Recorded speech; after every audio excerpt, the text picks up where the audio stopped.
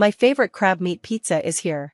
Mom, eat as much as you like, my daughter-in-law says, placing the plate in front of me with an unusual kindness. I'm not naive enough to miss this sudden change in behavior, though. I suspect my eldest child and his wife are up to something, trying to trick me with food. They've been unfriendly and pulled various stunts on me before, so this sudden kindness seems suspicious. I'm not someone who'll easily let myself be looked down upon. I can protect myself and even turn the tables on them if I need to.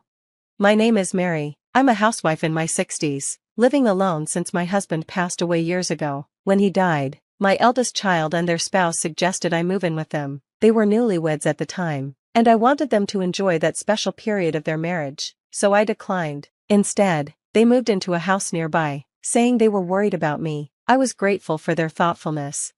They visited often, even when I told them they didn't need to. My child would say, "I'm worried about you, Mom," and my daughter-in-law would come over even if my child was busy, saying, "I want us to get along." I was proud of my child for choosing such a caring partner, though I didn't understand the real reason behind their kindness. Looking back, I feel frustrated with my own naivety, as it's rare to receive kindness without strings attached. I fell for their sweet words, only to later find out their true intentions. One day, they visited and stayed the night since they didn't have plans the next day. Not wanting to intrude on their time as a couple, I suggested they could go home since it was nearby, but my daughter-in-law insisted. "We want to get closer to you, so we'd like to stay." So, I offered them the guest room. My late husband built this house, which is far too big for just me, so there are many empty rooms. The guest room was a bit dusty, but my daughter-in-law helped clean it. She's skilled with housework and has been helpful since marrying my child, so I had a good impression of her. In the middle of the night, I woke up thirsty and went to the kitchen. On the way, I noticed the light was still on in the living room. Curious, I peeked in and saw my child and their spouse sitting on the sofa, talking. I couldn't resist listening to what they were saying. I heard my eldest child complain, "I'm exhausted, that old lady makes us do too much. Just hang in there a bit longer." My eldest child said to his wife, "Once we get Mom's inheritance, we're done with her. If her husband hadn't been a CEO, we wouldn't even have to go through this act. She's so easily fooled just because we're kind to her. Mom's always been emotionally vulnerable, so she'll probably leave everything to us." I couldn't believe what I was hearing. Was their kindness just a lie to take my late husband's inheritance? All those times they said, "We're family, and we want to support each other," was it all fake? Why were they so focused on my inheritance? I didn't know of any money troubles, but maybe they were struggling and I just wasn't aware of it. Wanting to understand, I asked around the neighborhood and talked to some friends. Eventually, I discovered the shocking truth. My eldest and his wife were deeply involved in gambling and had piled up massive debts, more than they could ever repay with regular jobs. I finally understood their desperation for the inheritance. My late husband had left them a significant sum, but they'd wasted it all and turned it into debt. Their kindness toward me was just a ploy to get more money. From that point on, I kept my distance. When they'd offer to help, saying, "We want to be there for you, Mom," I'd politely respond, "Thank you, but I've grown used to living alone. Please focus on your own lives." My daughter-in-law's expression would turn stern, annoyed that I wasn't following their plan. I don't need kindness that comes with expectations. One day, after keeping my distance for a while, I got a call from my daughter-in-law. "We need to talk," she said. When I arrived at their home, she led me to the living room, where she spoke in a serious tone. "Mom, do you have a new love interest?" she asked, surprising me completely. I had no idea where she got this idea, but she continued, saying, "You've been distant lately, so I got suspicious. I didn't think you'd be so cold. Have you forgotten Dad, who worked so hard for you? Now you just want to be happy for yourself?" "There's no one else," I assured her, "and you're mistaken." But she didn't listen, convinced that if I found someone new, it would threaten her and my child's plans to get my inheritance. "Mom," she added coldly, "you should really reconsider dating at your age. Have you thought about your position?" Her words stung. Why would you say something so cruel? "I don't mean to sound harsh," my daughter-in-law said. "I'm just worried about you, Mom. What if this person is deceiving you? You'd be the one getting hurt." And I couldn't stand that, but I could see right through her. She wasn't worried about me. She was only trying to protect her chance at my inheritance. Still, she hid her true feelings behind a caring mask. I decided to play along and wait for the right moment to reveal their true intentions, and that moment came sooner than expected. "Happy birthday, Mom. It's just a little something for you," my eldest said, handing me a bag from a fancy pizza place. Inside were several pizzas, including my favorite with crab meat. "Thank you, let me just put these on plates," I said, but my daughter-in-law quickly took over. "No, you're the star today, Mom, just sit down, I'll do it." She took the bag and went to the kitchen, with my eldest child following her. To anyone else, it would look like a thoughtful birthday celebration, but I knew better. I had a feeling something was up. Soon, they returned with plates, and in front of me was the crab meat pizza. "Here's your favorite, Mom, eat up." My eldest smiled, nodding in agreement, but I wasn't fooled. Their overly kind behavior made me suspicious. Now that my husband was gone, I had to protect myself. They would regret trying to make a fool out of me.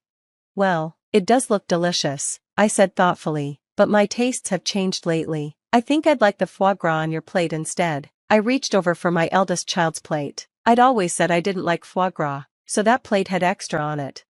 "Wait, Mom," my eldest child protested, but I tilted my head in fake confusion. "Is there a problem? You used to love crab meat too, didn't you?" "Well, guess my taste has changed too," my eldest stammered. "I actually prefer foie gras now." "Then let's not be biased," I said with a smile, "and share both." Suddenly, my eldest child's face turned pale. The crab meat pizza, my supposed favorite, was only on my plate. They had planned something sneaky, and their reluctance to eat it confirmed my suspicions. I picked up a slice of the crab meat pizza and held it out. "It looks so delicious, why don't you have a bite?" With no way out, my eldest took a reluctant bite, bracing for whatever they had planned. My daughter-in-law looked at my eldest with concern, her face full of worry.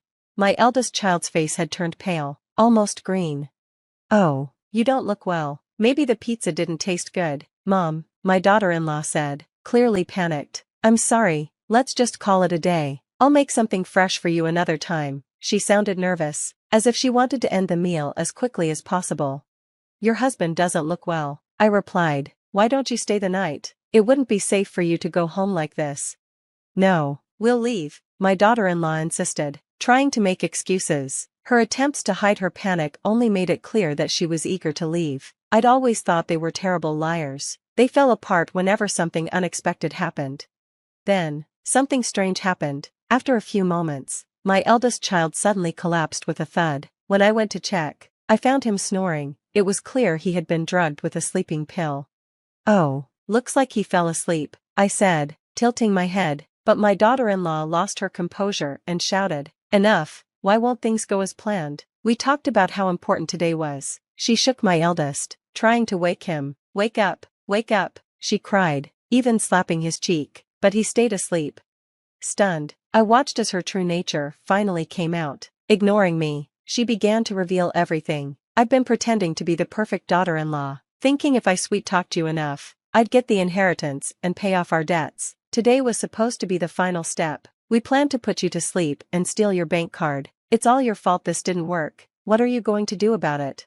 She glared at me, frustrated and angry. So, they had planned to drug me on my own birthday and steal my bank card. Using someone's birthday to pull off such a cruel scheme, that was truly despicable.